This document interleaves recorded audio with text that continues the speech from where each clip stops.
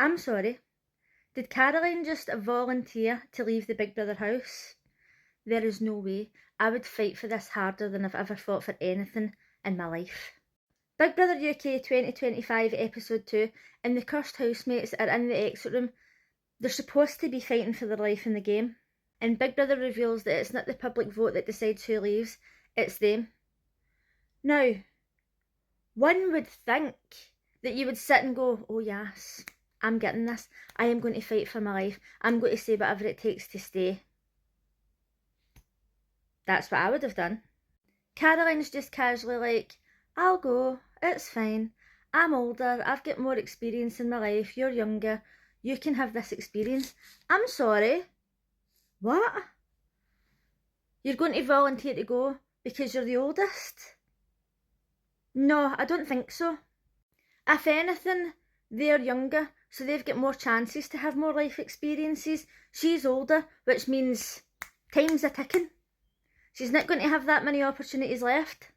This isn't just like you're in a queue for concert tickets to see your favourite band that you've seen 9 times before. This is once in a lifetime, and the only way it's not going to be once in a lifetime is if you win and you're invited on to Celebrity Big Brother. So giving it up like that so easily is absolutely insanity. As a 41-year-old, I would be sitting in my mind thinking, I have wanted to be on Big Brother for decades. I have wanted to be here since sperm was produced in their dad's ballsack, so there's no fucking way I'm volunteering to leave, as if it's not a big deal. I mean, in the back of my mind I was thinking, oh, do you know what? She's actually a really nice person, but in the front of my mind I was thinking, she's a fucking idiot. They had to go round the table and talk about why they should be kept in the house. Caroline says, I live on my own, I came to see what I'm really like, I came to see what it's like living with other people. That was all fine and well, but then she says, I believe in the universe and what's meant to be will be. Exactly.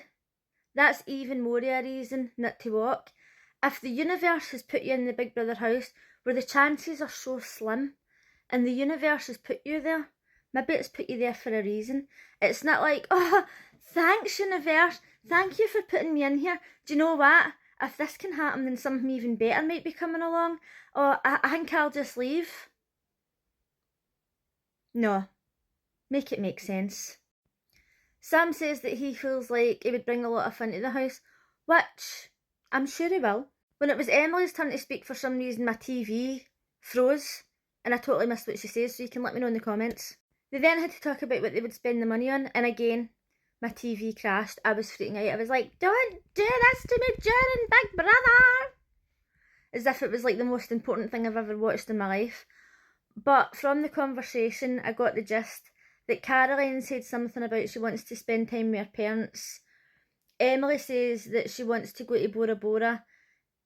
And I don't know what Sam said, so once again, let me know in the comments.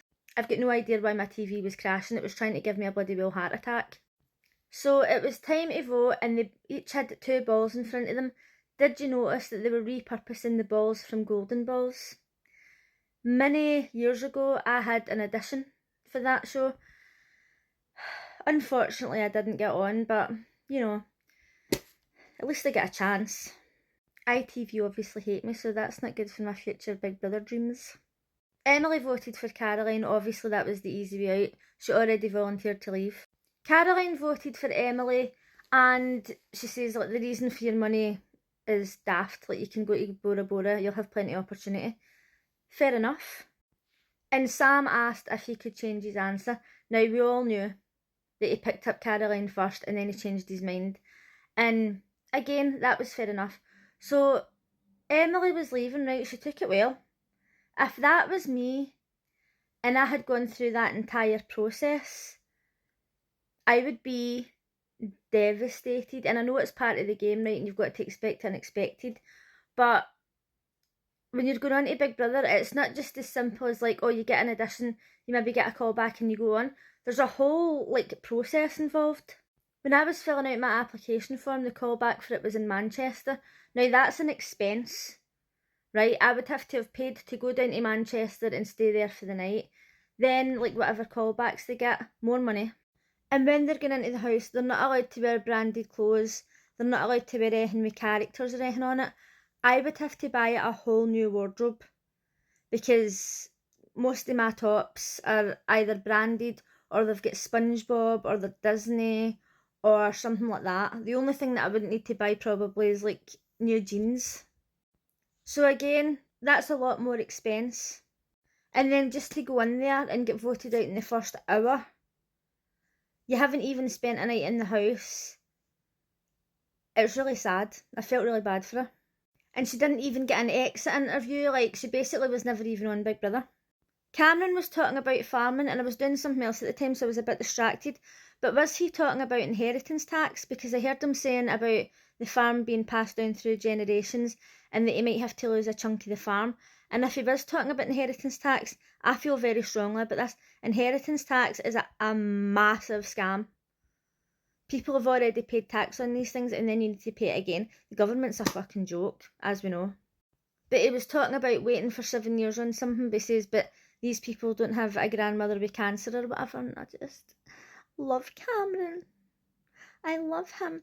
Somebody sent me a link to a person who's been on Big Brother before, and it was an opinion video about Big Brother. So when I was trying to click on it, it was saying account not found. It turns out they've blocked me, and I've got no idea why. Right? And I know that sometimes I'll say something about a housemate, and then I'll change my mind later on. But, like, I genuinely can't think of anything bad that I've said about this person, but they screenshotted the video for me to watch anyway, and it was actually quite a good opinion video. Either I've said something really offensive about this person at one point, or my videos kept popping up and they just fucking hate me. Which is fair.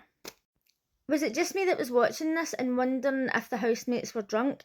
Because remember, they used to absolutely ply them with alcohol and they would get steaming, but in recent years they hardly give them any alcohol.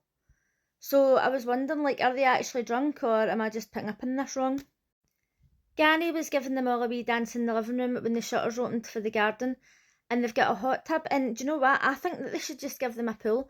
As well, in other Big Brothers, they've got gyms in the garden, and in Big Brother UK apparently they've got a gym that's only open for an hour or two a day and we don't see it.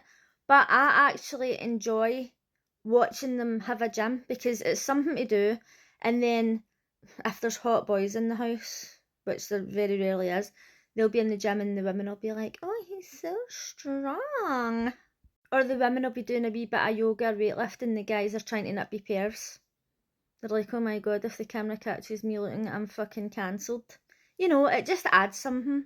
Somebody DM'd me and asked me if Elsa was a famous influencer, and then they spoke about it later and she says she's got a good following on TikTok.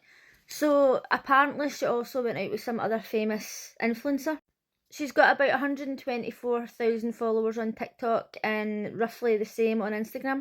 And it turns out she went out with a guy called Ed Matthews, who I had never heard of. But then I watched a couple of his videos and I thought it's very strange that she's saying she's a Christian and she's this really lovely, nice, innocent, kind person, and she would go out with that guy. Seems weird. So my friend was here and he says, oh, I know him. He's a friend of SH Tiki Talkie. And he showed me and I was like, oh, he's one of the red pill males. It was just so bizarre to me that she would be associated with people like that, but she's coming across as like, oh, I'm so lovely and innocent and I'm a Christian, and I'm like, I'm really not buying it now. Marcus was in the diary room saying that people underestimate how smart he is, and it really put me off him. Because okay, he's got a master's in some sort of engineering. Amazing. Well done. But you can go through life and never even go to college and be smart, and see at the end of the day, who really gives a fuck how smart you are? You're in the Big Brother house, you're not getting an IQ test. On Late and Live, it revealed the next 4 housemates that's going in the night, and there was a detective woman, an older man who's like 60, a guy who's like a kind of lad. Instantly I didn't like him.